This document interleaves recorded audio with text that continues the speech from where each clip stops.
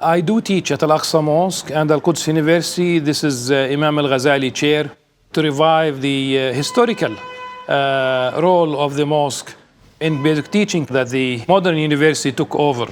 Circles of learning and scholars existed in these mosques throughout Islamic history. I spent quite a few years reading Imam al-Ghazali. The Muslim scholar, his works were almost instantly translated into Latin. So his works made it to Europe. And St. Thomas Aquinas quoted Imam al-Ghazali several times.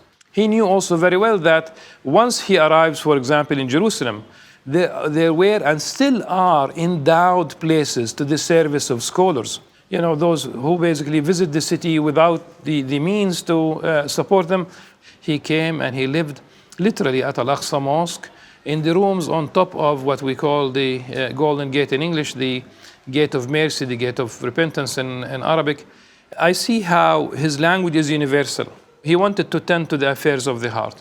The idea is that at one point he doubted his own intentions and his own sincerity. He gave up his position, he distributed his wealth, and he treaded on this spiritual path coming to Jerusalem. And Jerusalem is a must because it's really one of the three holiest places in Islam.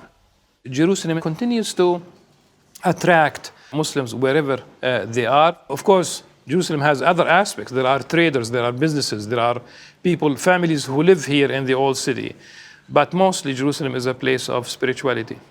Not only Al-Aqsa Mosque is there when you enter Lion's Gate, but all these churches that line up north of the alley. And it's basically this beautiful mosaic of the old city. Through which gate you enter, it's a different experience.